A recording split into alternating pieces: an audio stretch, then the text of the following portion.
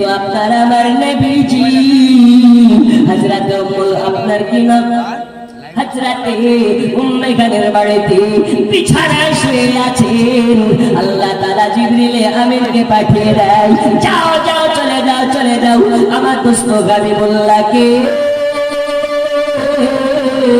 আর সে আজমের মেহমান হওয়ার জন্য দাওয়াত করে দাও।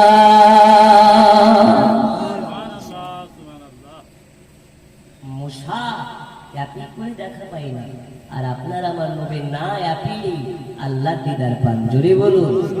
আচ্ছা, আপনাদের আকীদা সম্পর্কে আমি জানতে চাই।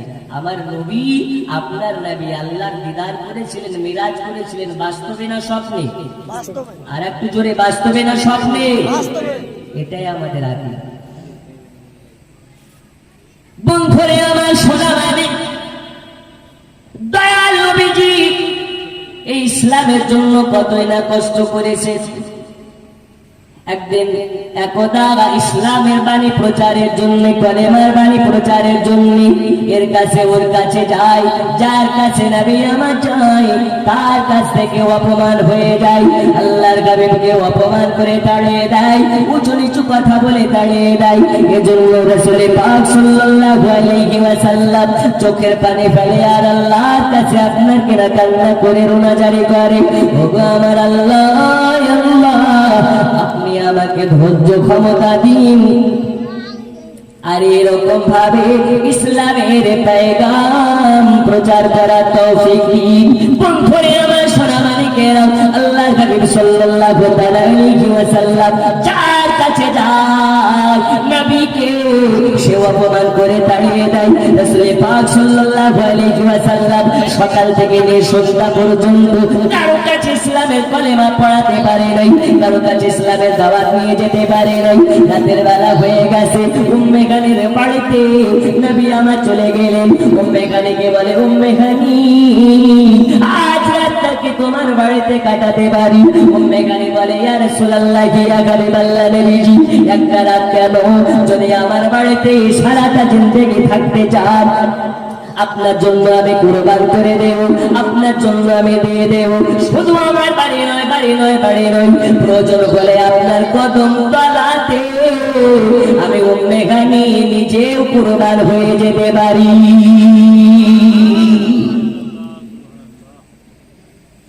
নবী গো, শুধু বাড়ি কেন, প্রয়োজন হলে আমিও কুরবান হয়ে যেতে পারি। ওগা আমার সোনা মানিকেরা, পর্দার আড়ালের মা খালারা, আল্লাহর হাবিব সাল্লাল্লাহু আলাইহি ওয়াসাল্লাম উম্মে খানের বাড়িতে রাতের বেলা বিছানাতে শুয়ে টুকরে টুকরে কান্না করে। নবীর মা নাই, বাবা নাই, দাদা নাই, দুনিয়ার বলবে মা কারা সন্তান নবীজি, বাবা কারা সন্তান নবীজি। আমার আল্লাহ বলে, জিবরিল ওই দেখো আমার দোস্ত হাবিবুল্লাহ চোখে পানি ঝরিয়ে ঝরিয়ে কান্না করে। আজ আমার দোস্ত আম্মা জান থাকলে মাথায় হাত বুলিয়ে সান্ত্বনা দিত, আমার দোস্ত আব্বা জান বেঁচে থাকলে মাথায় হাত বুলাইয়া সান্ত্বনা দিত। আজ আমার দোস্ত নবীজি আব্বা নেই দুনিয়ায়, মা নেই দুনিয়ায়, যাও যাও চলে যাও চলে যাও। আজ আমার দোস্ত হাবিবুল্লাহকে আমি আর সে আজমের মেহমান বানাইয়া আমি আল্লাহ আমার দোস্তকে খুশি করতে চাই।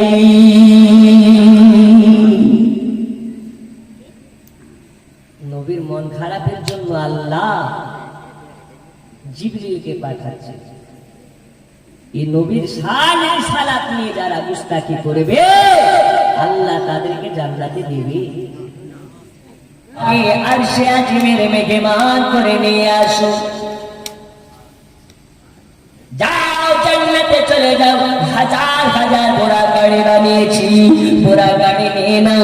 আর আমার দোস্তর জন্য জান্নাতি লিবাস বানিয়েছি, জান্নাতি লিবাস নিয়ে নাও। আর জান্নাত থেকে 70,000 নূরের বাতি নিয়ে নাও, 70,000 নূরের লাইট নিয়ে নাও। আমার দোস্তকে আনার জন্য চলে যাও। এবারে জিবরিল আমিন চলে গেলেন উম্মে খানের বাড়িতে। যাওয়ার পরে আপনার কি না, উম্মে খানের বাড়ির ছাদে আল্লাহর দেওয়া 600 খানা ডানার মধ্যে থেকে একটি ডানা না দিয়ে একটু আপনার কেনা ঠেকিয়েছে, অটোমেটিক দরওয়াজা হয়ে গেল, অটোমেটিক আপনার কেনা খুলে গেল। উম্মে গানের বাড়িতে প্রবেশ করলেন জিবরিল আমিন। যাওয়ার পরে দেখতে পাই আল্লাহর নবী সাল্লাল্লাহু আলাইহি ওয়াসাল্লাম আপনার কিনা আরাম ফরমাচ্ছেন, ঘুমিয়ে আছেন, নিদ্রা অবস্থায় আছেন। ওই সময় জিবরিল আমিন আপনার কিনা ভেবে পাইল এখন নবীকে জাগায় কেমন করে, এখন নবীকে ডাকে কেমন করে।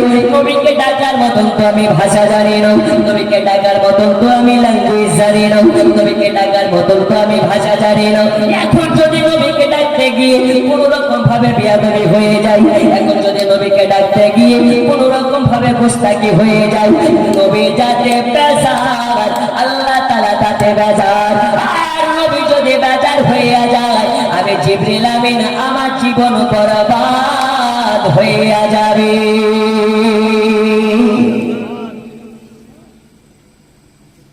কি করা যায়?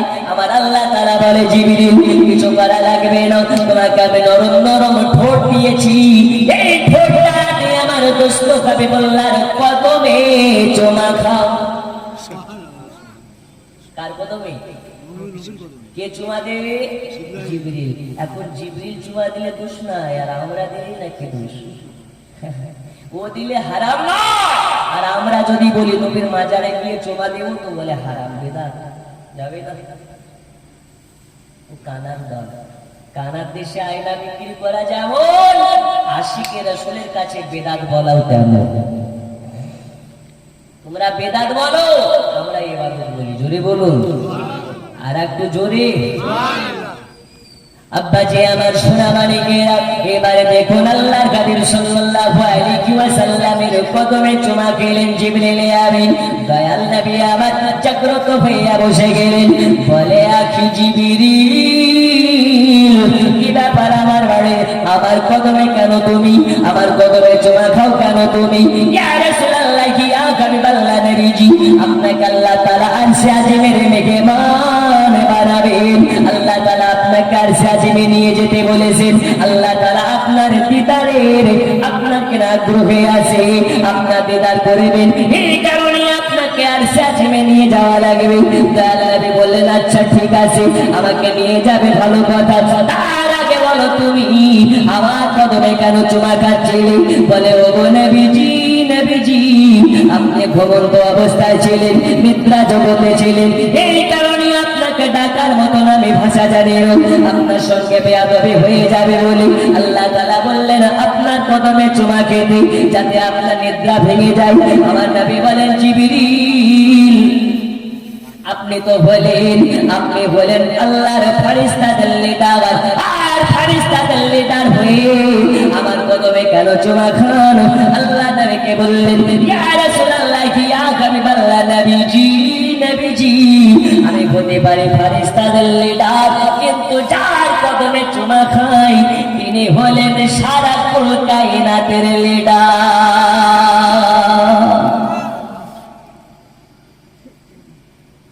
এজন্য আজ আমি ধন্য হয়ে গেলাম নবী গো, আপনার কদমে চুমা খেয়ে আমি জিবরিল আমার মনের স্বাদ মিটে গেছে। জোরে বলুন সুবহানাল্লাহ, আর একটু জোরে সুবহানাল্লাহ।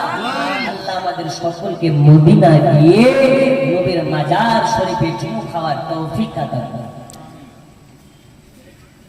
বন্ধু আমার সোনা মালিকেরা, শুধু তাই নয়, আল্লাহ নবী সাল্লাল্লাহু আলাইহি ওয়াসাল্লাম বলে আখি জিবরিল আমি তো আরশে আজিমে যে যাব না, আমি আমার উম্মতকে ছেড়ে কোথাও যেতে চাই না। আল্লাহ পাক আল্লাহ তাআলা নবীকে নিয়ে যেতে বলেছেন। জিবরিল আমিন বলে ইয়া রাসূলুল্লাহ ইয়া হাবিবাল্লাহ নবীজি আপনাকে আল্লাহ তাআলা নিয়ে যেতে বলেছেন। আরশে আজিমে নিয়ে যাওয়ার পরে আল্লাহ আপনাকে দেখা দেবেন, আল্লাহ আপনাকে দিদার দেবেন। যে আল্লাহর সঙ্গে দিদার করার জন্য আল্লাহর একজন পয়গম্বর হযরত মুসা কালিমুল্লাহ কতই না আবেদন করেছেন, কতই না আপিল করেছেন, আল্লাহ তাকে দেখা দেয়নি। আর আপনি বিনা আপিলে আল্লাহর দিদার পাচ্ছেন নবীজি, আপনি কেন যাবেন না? ওই সময় নবী আমার বলেছিলেন ও জিবরিল কান খুলে শুনে নাও, আমার গুনাহগার উম্মতকে রেখে, আমার গুনাহগার উম্মতকে রেখে, আমার গুনাহগার আপনার উম্মতকে রেখে কোথাও যাওয়ার জন্য আমার মন লাগে না। ওগো জিবরিল, আরশে আজিম তো অনেক দিনের রাস্তা, হাজার হাজার আপনার কিলোমিটার রাস্তা, হাজার হাজার বছরের রাস্তা। আমি আমার গুনাহগার উম্মতকে ছেড়ে কেমনে যাই বলো, কেমনে যাই বলো? আমার আল্লাহ তাআলা বলে, জিবরিল আমার দোস্ত হাবিবুল্লাহকে জানিয়ে দাও, আমার দোস্ত রাসূলুল্লাহকে জানিয়ে দাও, আমার দোস্ত হাবিবুল্লাহ আরশে আজিমে আসা পর্যন্ত যত সময় যাবে, যা পর্যন্ত যত সময় যাবে, আমার সঙ্গে দিদার অবস্থাতে যত সময় যাবে, এই সময়ে যতটা আপনার কিনা সময় কেটে যাবে, এই সময়ের মধ্যে আমার দোস্ত হাবিবুল্লাহ একজনের আপনার কিনা উম্মতের গুনাহ লেখা হবে না, গুনাহ লেখা হবে না, লেখা হবে না। কিন্তু তারা যদি সবের কাজ করে, সব খানা তুলে দেওয়া হবে, কিন্তু গুনাহ লেখা হবে না। আল্লাহ নবী বললেন, আচ্ছা ঠিক আছে, আমি আল্লাহ দিদারে যাওয়ার জন্য রাজি। এবার আল্লাহর হাবিব সাল্লাল্লাহু আলাইহি ওয়াসাল্লাম ওযু বানিয়ে চলে আসলেন। আপনার ওযু বানিয়ে আসার পরে জিবরিল আমিনকে বলে, জিবরিল চলো, আমাকে নিয়ে যাবে, কেমনে নিয়ে চলো? বলে, নবীজি আল্লাহ বলেছে আপনাকে যেন দুলহা বানিয়ে নিয়ে যাওয়া হয়, আপনাকে যেন দুলহা সাজিয়ে নিয়ে যাওয়া হয়। এই কারণে আল্লাহ পাক আল্লাহ তাআলা আপনার জন্য জান্নাতি পোশাক পাঠিয়েছেন, আল্লাহ তাআলা আপনার জন্য জান্নাতি লেবাস পাঠিয়েছেন। ওগো নবীজি, নবীজি এই জান্নাতি পোশাক পরিধান করে আপনাকে যাওয়া লাগবে, জান্নাতি লেবাস পরিধান করে যাওয়া লাগবে। নবী আমার ক্ষমা ক্ষমা করে কান্না করতে লেগেছে, চোখের পানি টুকরে টুকরে ফেলতে লেগেছে। নবীকে জিজ্ঞেস করা হয়, ইয়া রাসূলুল্লাহ, ইয়া হাবিবাল্লাহ, নবীজি আপনি কেন কান্না করেন, আপনার চক্ষু দিয়ে কেন পানি পড়ে? ওই সময় নবী বলেছিলেন, হে আখি জিবরিল, কান খুলে শুনে নাও, আমার উম্মতেরা নতুন পোশাক পরতে পাবে না, পাবে না। আমার উম্মতেরা জান্নাতি পোশাক পরতে পাবে না, আর আমি নবী হয়ে ওই জান্নাতি পোশাক কেমনে পরি?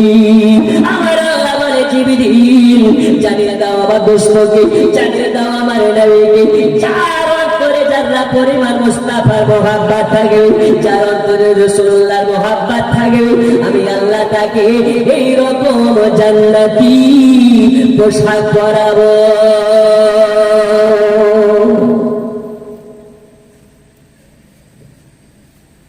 তাহলে ওই জান্নাতি পোশাক পরার জন্য নামাজ পড়তে হয়, রোজা করতে হয়, হজ করতে হয়, মিথ্যা ছেড়ে দিতে হয়।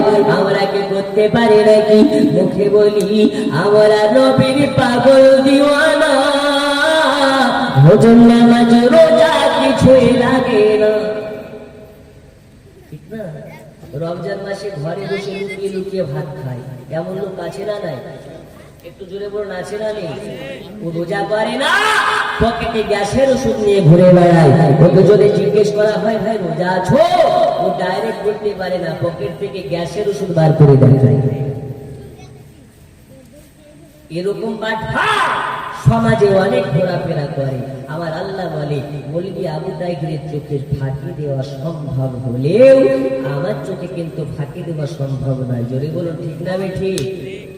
আল্লাহ চোখে ফাঁকি দিয়ে লাভ নেই, কারণ আল্লাহ সর্বকুলের খোদা, আল্লাহ একমাত্র ওয়াহিদে ওয়াহদাহু লা শারীকা লা, আল্লাহ ছাড়া আমাদের কেউ স্রষ্টা নেই। আল্লাহ চোখে ফাঁকি দিয়ে লাভ নেই। তাই আল্লাহ রাজি করতে হলে রাসূলুল্লাহর মাধ্যমে করো, রাসূলুল্লাহ যাতে রাজি আল্লাহ তাতে রাজি। আল্লাহ আল্লাহ করে শুধু লাভ নেই, কারণ আল্লাহ পেতে হলে নবীর মাধ্যমে পাওয়া যায়। আল্লাহর কাদিম সাল্লাল্লাহু আলাইহি ওয়াসাল্লামকে বলে দিলেন, ওগো নবীজি, নবীজি এই রকম জান্নাতি পোশাক আপনার উম্মতকে পরানো হবে, আপনাকে টেনশন নিতে হবে না, আপনাকে চিন্তা করতে হবে না। এইবারে আপনারা আমার নবীজি আরশে আজিমে যাওয়ার জন্য প্রস্তুতি হয়ে গেলেন, রেডি হয়ে গেলেন। আমাকে কি আপনি নিয়ে যাবে? আল্লাহর নবীকে বললেন, নবী গো আপনাকে নিয়ে যাওয়ার জন্য আল্লাহ তাআলা হাজার হাজার বোরা গাড়ি বানিয়েছেন। যেই বোরাকে আপনি আপনি চেপে যেতে চান সেই বোরাকে করে নিয়ে যাওয়া হবে। এই বোরা গাড়ি করে নবীকে কোথায় নিয়ে যাওয়া হবে? আল্লাহর নবীকে উম্মে গানের বাড়ি থেকে আপনার কিনা মসজিদুল আকসা পর্যন্ত বোরা গাড়ি করে নিয়ে যাওয়া হবে। বোরা গাড়িতে করে আপনারা খবর দেখেছেন, নিউজ দেখেছেন, ইরাক ফিলিস্তিনের মাজলুম মুসলমানের পক্ষ থেকে ইসরায়েলে হামলা করেছে। অনেক মুসলমানের চুলকানি শুরু হয়ে গেছে, হয়নি? মুসলমান বর্তমান সময়ে আপনাদেরকে বলি, বাড়ির দুশ্মন বাইরের দুশ্মনের থেকে খাতরা দুশ্মন। দেখবেন কোন মুসলমান যদি এখন ফিলিস্তিনের মাজলুম মুসলমানের পক্ষ না নিয়ে ওই ইসরায়েলের দালালি করে, ভেবে নিতে হবে ও মুসলমান হতে পারে না, ও হচ্ছে ইহুদির দালাল। আর ইহুদির দালাল থেকে আমাদেরকে সাবধান হতে হবে। আল্লাহ পাক জানালেন একজন মুসলমান আর একজন মুসলমানের কাছে অল টাইম নিরাপদ থাকতে হবে। জোরে বলুন সুবহানাল্লাহ। একজন মুসলমান আর একজন মুসলমানকে যেন সব সময় নিরাপদ ভাবে। কিন্তু এখনকার মুসলমান এটাকে ভাবতে পারবে? আমার থেকে বেশি ইনকাম করে, আমার থেকে ভালো বাড়ি, আমার থেকে বড় গাড়ি, হিংসায় ভরপুর। আর ফিলিস্তিনের মুসলমান মসজিদ বাঁচানোর জন্য জীবন দিয়ে লড়াই করে। আর আমাদের দেশের মুসলমান মসজিদে 1000 টাকা চাঁদা বার করতে কতই না ভাবনা চিন্তা করে। ধরে বেড়ে মা দিদার সেন্টার নেটওয়ার্ক বিজি হয় না কভু, এমনই একটা ধরে বেড়ে মা দিদার সেন্টার। জোরে কোন সুবহানাল্লাহ। একজনে 5000 টাকা দিতে পারেন। বন্ধুরে আমার সোনা মানিকেরা, আমি একটা খবরের মাধ্যমে দেখতেছিলাম ফেসবুকে, একজন আপনার কেন ফিলিস্তিনের মুসলমানকে জিজ্ঞেস করা হচ্ছে, আচ্ছা আপনি কি ঈদের নামাজ পড়ার জন্য যাচ্ছেন? বলে হ্যাঁ হ্যাঁ হ্যাঁ ঈদের নামাজ পড়তে যাচ্ছি। তো তাকে জিজ্ঞেস করা হয় আপনি কি জানেন না এই নামাজ পড়তে গিয়ে আপনি শাহাদাত বরণ করতে পারেন, আপনি হামলা শিকার হতে পারেন। ওই সময় বলে ও ভাইজান, আল্লাহ যেন আপনার দোয়াটাকে কবুল করে নেয়। আমার মনের ইচ্ছা এটা, মসজিদুল আকসা ফিলিস্তিনের মসজিদুল আকসাতে গিয়ে যদি নামাজ পড়া অবস্থাতে আমার জানটা ইসরাইল কবুল করে নেয়, আমার যদি মৃত্যুবরণটা হইয়া যায়, আমার যদি শাহাদাত নসিব হইয়া যায়, তাহলে আমার জিন্দেগির বেড়া পার। ওদের ঈদ কেমন ভাবে হয়েছে ওরা জানে। নামাজ পড়তে গিয়ে আমাদের জীবন চলে যেতে পারে, তারপরে ওরা নামাজ কাজা করে না। আর আমাদের দেশে মসজিদ থেকেও নামাজ পড়ে না। তুলনা হামাগো তোমার লালের নাই তুলনা। জোরে বলো জামানা দিওয়ানা ও গো মামিনা, তোমার লালের নাই তুলনা। হামাগো তোমার লালের নাই তুলনা।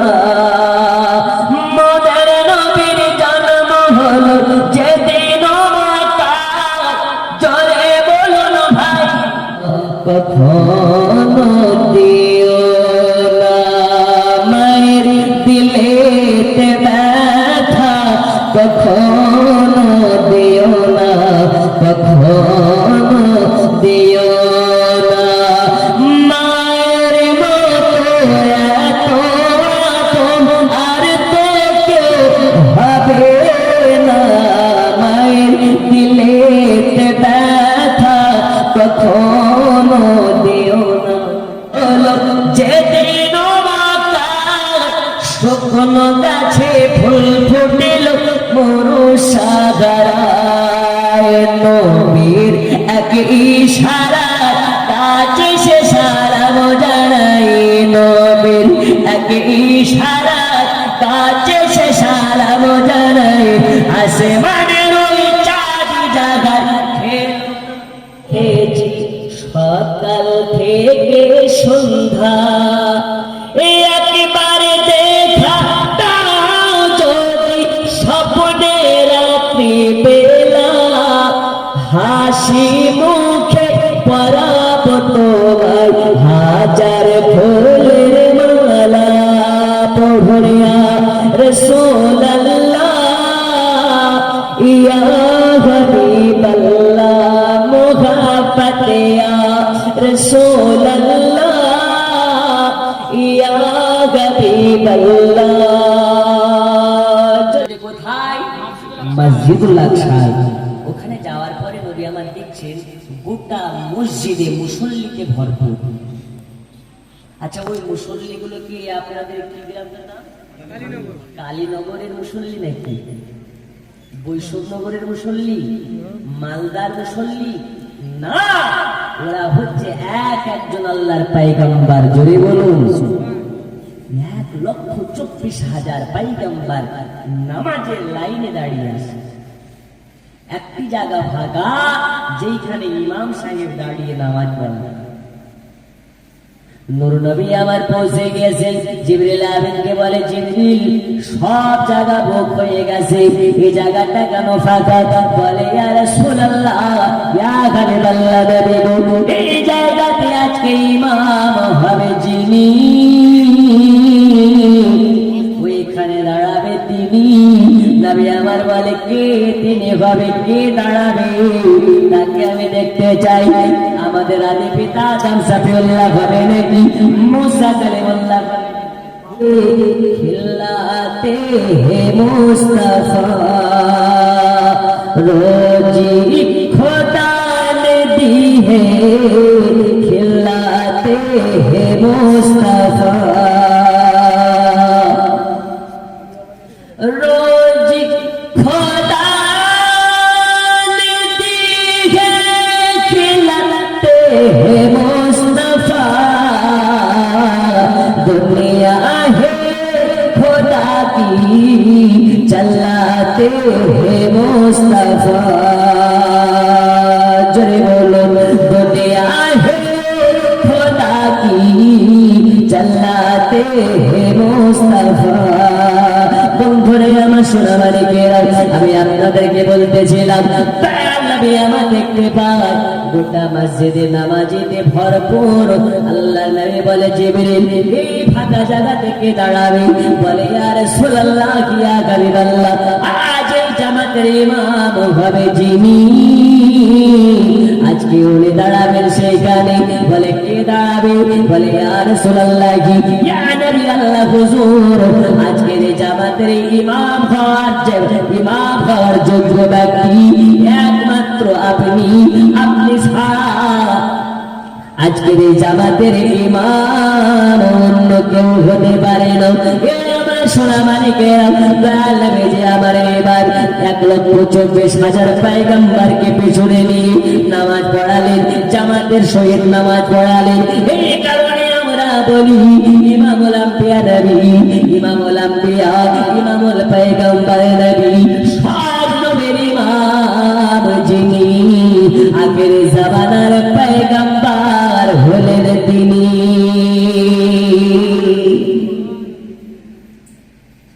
নবী আমার সব নবীকে পেছনে নিয়ে নামাজ আদা করানোর পরে আমাদের আদি পিতা হযরত আদম শফিউল্লাহ দাঁড়িয়ে গেলেন। দাঁড়িয়ে দাঁড়িয়ে বক্তব্য রাখলেন আর নবী পাকের শানের সালাত নিয়ে আলোচনা করলেন। এরকম ভাবে অনেকে দাঁড়িয়ে দাঁড়িয়ে আপনারা আমার নবীকে বসিয়ে রেখে নবীর শান ও শওকত নিয়ে বক্তব্য রাখলেন। আল্লাহর নবী সাল্লাল্লাহু আলাইহি ওয়াসাল্লাম ওই মসজিদুল আকসাতে এতগুলো নবীকে পেছনে রেখে নামাজ পড়িয়েছিলেন। এই মসজিদ সাধারণ মসজিদ নয়, এই মসজিদে নবী আপনার আবার নবী থেকে নিয়ে আদম শফিউল্লাহ থেকে নিয়ে ঈসা রুহুল্লাহ পর্যন্ত সব নবীর কদম যেই মসজিদে পড়েছে, সেই মসজিদের নাম হলো মসজিদুল আকসা। জোরে বলুন। ভালোবাসার জায়গা মদিনা, ভালো লাগার জায়গা মদিনা, ভালোবাসার নাম বলে ভালোবাসার জায়গা মদিনা, ভালো লাগার জায়গা মদিনা। পড়ুন ভালোবাসার জায়গা মদিনা, ভালো লাগার জায়গা মদিনা। এত সুন্দর জায়গা কোথাও দেখি না, এত সুন্দর জায়গা কোথাও দেখি না। সাজিয়েছেন দয়াল রব্বানা, ভালো লাগার জায়গা মদিনা। পড়ুন ভালো লাগার জায়গা মদিনা, ভালোবাসার জায়গা মদিনা। জোরে বলুন। মদিনা শরীফে নূরের খাজিনা, মদিনা শরীফে নূরের খাজানা। আশিক ছাড়া কেউ তো বুঝে না, ভালো লাগার জায়গা মদিনা।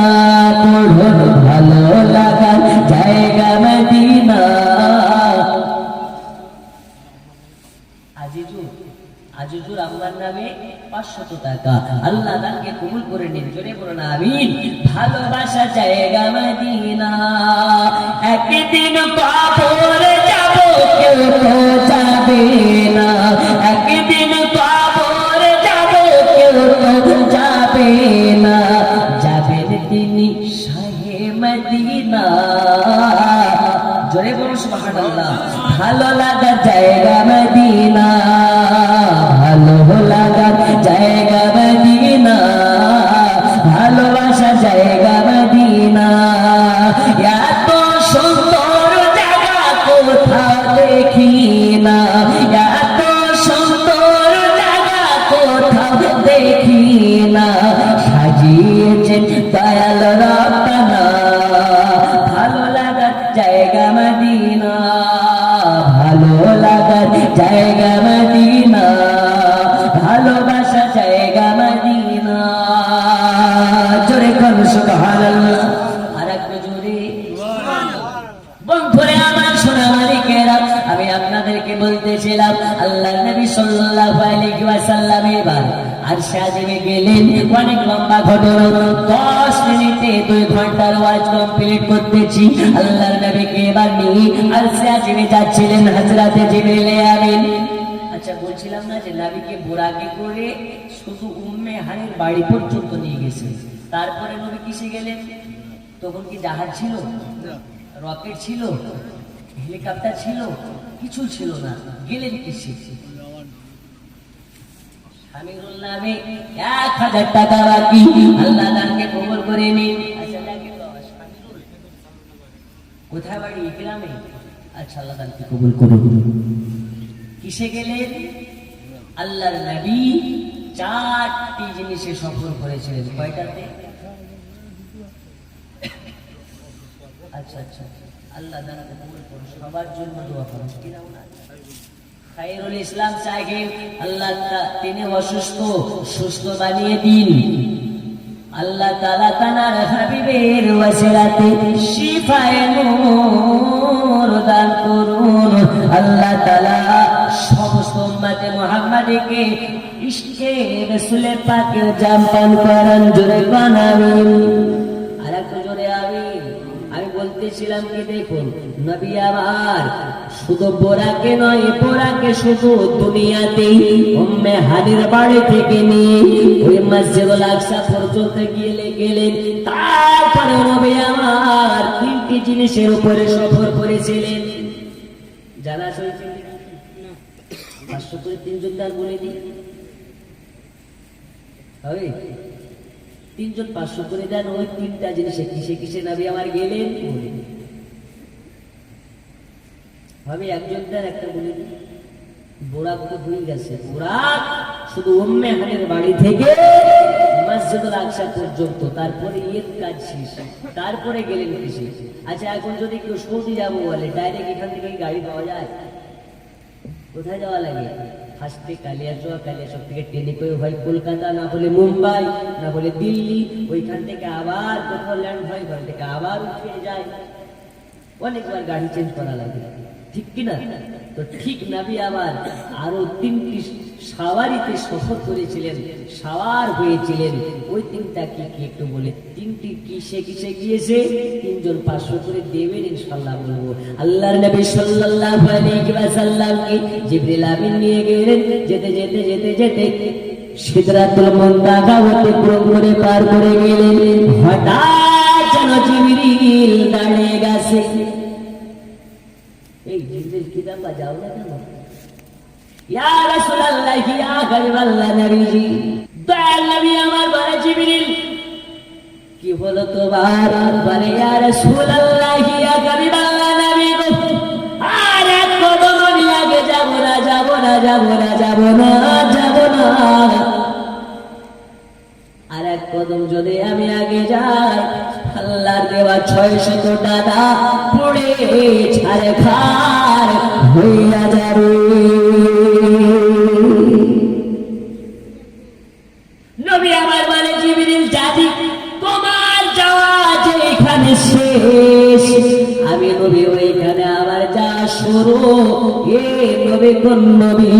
শোনা মালিকেরা আমার বোঝা গেল, জিবরিল আমিন যেখানে যেতে পারেন, আদম সাফুল্লাহ যেখানে যেতে পারেন, মুসা কালিমুল্লাহ যেখানে যেতে পারেন, অন্যান্য পয়গম্বরেরা যেখানে যেতে পারেন, ওইখানে আপনার আমার নবীজি গিয়েছে।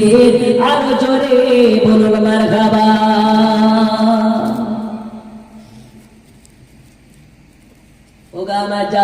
যুবকেরা, ও সোনার মানিকেরা, আমি বলতেছিলাম এবার নবী আমার চলে গেলেন। অনেক লম্বা ঘটনা টুকরা টুকরা করে বলি। আর সাজিদে যখন নবী আমার পৌঁছে গেছে, জুতা পরিধান করে আছে, জুতা খুলে সাইডে রেখে যাবে। আমার আল্লাহ বলে, নবীজি, নবীজি, আপনাকে জুতা খোলা লাগবে না, খোলা লাগবে না, চলে আসুন, চলে আসুন। আর আল্লাহর একজন পয়গম্বর, যার নাম হলো মুসা কালিমুল্লাহ, পাহাড়ে গিয়েছিলেন আল্লাহর সঙ্গে কথা বলার জন্য। যে গাছের গোড়া থেকে সে আওয়াজটা বুঝতে পারত, ওই গাছের কাছে যখন জুতা পড়ে চলে গেছে, আমার আল্লাহ বলে, মুসা, খবরদার, সাবধান হইয়া যাও, জুতা খুলে তবে আমার এখানে আসবে। জোরে বলুন। আর আপনার আমার নবীকে আল্লাহ তাআলা বলে, গালিব আপনাকে জুতা খুলতে হবে না। অনেক লম্বা ঘটনা আপনাকে কেটে কেটে বলি। দয়াল নবী আমার মেরাজে যাওয়ার পরে আল্লাহকে দেখে, আল্লাহ নবীকে দেখে, দুইজনের দেখা দেখে চলতেছে। আল্লাহ তাআলা আপনার আমার নবীকে এক জায়গা নয়, 2 জায়গা নয়, সঙ্গে করে নিয়ে নিজে গাইড দিয়ে 17টা জায়গা দেখিয়েছিলেন। কটা জায়গা? আর একটু জোরে, কটা জায়গা? 17টা জায়গা। যেই জায়গাগুলো আল্লাহ ছাড়া কেউ দেখে নাই, আল্লাহ ভালোবেসে তার দোস্ত হাবিবুল্লাহকে দেখিয়েছে। ও আমার সোনা মানিকেরা, শুধু তাই নয়, 17টি জায়গা দেখানো হলো, তারপরেও যেন আল্লাহ দেখতে পায়, তার দোস্ত হাবিবুল্লাহর মনে যেন আনন্দ নাই, মনে যেন খুশি খুশি কোনো আপনাকে না ভাবে নাই। আল্লাহ তাআলা বলে, নবীজি, আপনি কি খুশি না? এই 17টা জায়গা, এত সুন্দর জায়গা, এত সুন্দর জায়গা দুনিয়ার কোথাও নাই।